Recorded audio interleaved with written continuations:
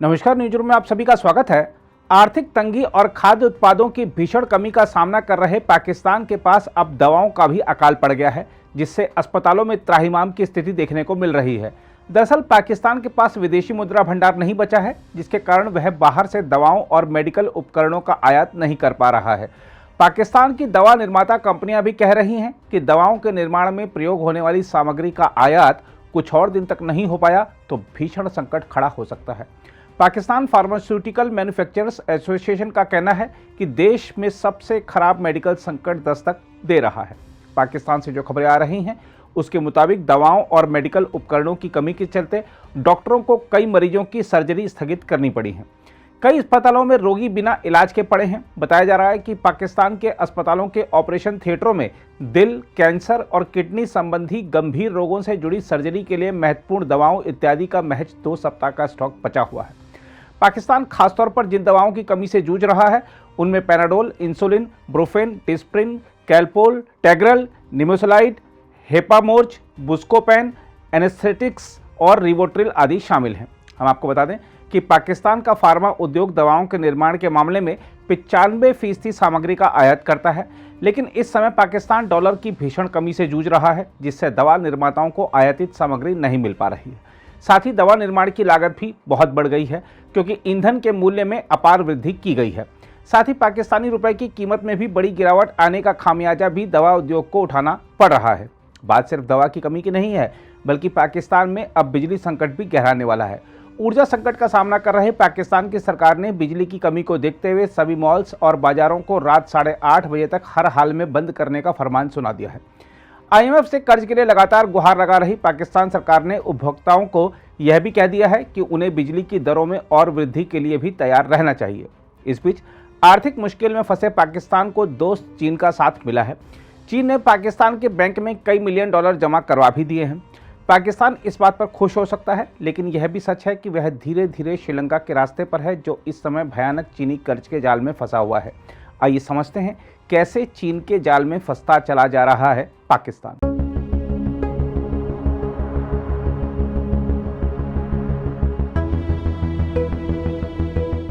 पाकिस्तान के केंद्रीय वित्त मंत्री इसहाक डार ने चीन की ओर से 70 करोड़ डॉलर का कर्ज मिलने का ऐलान किया, तो शायद उनके खुश होने की वजह पाकिस्तान के कम होते विदेशी मुद्रा भंडार में बढ़ोतरी थी। लेकिन चीन और चीनी बैंकों से हासिल किए गए कर्ज अब पाकिस्तान पर कुल कर्ज का 1/3 हो चुके हैं। पाकिस्तान पर जितना कर्ज है, बीते 8 सालों में चीन और चीनी कमर्शियल बैंकों से हासिल किए गए कर्जों में काफी बढ़ोतरी देखी गई है। ऐसे में पाकिस्तान की मौजूदा आर्थिक हालत की एक बड़ी वजह विदेशी कर्जों की वापसी को बताया जा रहा है, जिसकी वजह से देश के विदेशी मुद्रा भंडार में काफी कमी हो रही है। गौरतलब है कि पाकिस्तान को मौजूदा वित्तीय वर्ष और अगले 2 वित्तीय वर्षों में विदेशी कर्जों में बड़ी अदायगी करनी है। मौजूदा वित्तीय वर्ष के बाकी महीनों में पाकिस्तान को 8 अरब डॉलर के विदेशी कर्जों की अदायगी करनी है। इससे ज्यादा बड़ी चुनौती अगले 2 सालों में पाकिस्तान को 50 अरब डॉलर का विदेशी कर्ज अदा करना है। इसमें वो कर्ज भी शामिल है जो चीन और चीनी कमर्शियल बैंकों को वापस करना है। पाकिस्तान अर्थव्यवस्था के विशेषज्ञों का मानना है कि चीन की ओर से कर्ज अदायगी की सुविधा निश्चित रूप से पाकिस्तान के आर्थिक मोर्चे पर जोखिम को कम कर सकती है।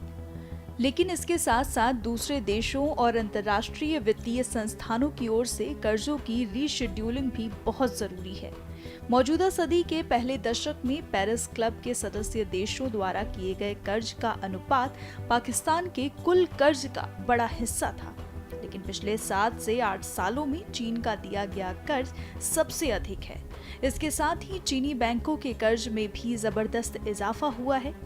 अर्थशास्त्रियों के मुताबिक चीनी कर्ज बढ़ने की वजह पाकिस्तान चीन आर्थिक गलियारा भी है, जिसमें ऊर्जा और बुनियादी ढांचा परियोजनाओं में कर्ज के रूप में चीन से पैसा लिया गया है। इसके अलावा विदेशी मुद्रा भंडार बढ़ाने के लिए चीनी कमर्शियल बैंकों से भी कर्ज लिया गया है। इसका ताजा उदाहरण चाइना डेवलपमेंट बैंक की ओर से मिलने वाला 70 करोड़ डॉलर का कर्ज है। इसके बारे में वित्त मंत्री इसहाक डार ने कहा है कि ये विदेशी मुद्रा भंडार को बढ़ाने में मदद देगा। पाकिस्तान का कुल विदेशी कर्ज वर्तमान में 97 अरब डॉलर से अधिक है, जिसमें अंतर्राष्ट्रीय वित्तीय संस्थानों, विभिन्न देशों, विदेशी वाणिज्यिक बैंकों और अंतर्राष्ट्रीय बॉन्ड बाजार का कर्ज शामिल है। स्टेट बैंक ऑफ पाकिस्तान के मुताबिक इस कर्ज में Paris club, IMF, world bank, Asian development bank और दूसरी अंतर्राष्ट्रीय वित्तीय संस्थानों के कर्ज शामिल हैं। पिछले 7 सालों में पाकिस्तान की उधारी को देखते हुए विदेशी कर्ज, जो 2015 में सकल घरेलू उत्पाद का 24% था, वो 2022 में बढ़कर 40% हो गया।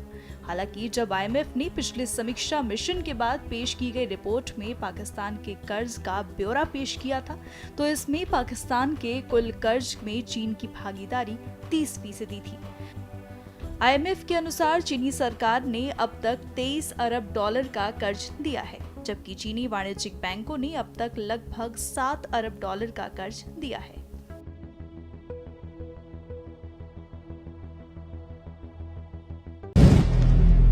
अगर आप भी लेना चाहते हैं देश दुनिया की तमाम जानकारी, तो आज ही सब्सक्राइब करें हमारे चैनल को। साथ ही नीचे दिए बेल आइकन को जरूर दबाएं ताकि हर अपडेट आप तक पहुंच सके।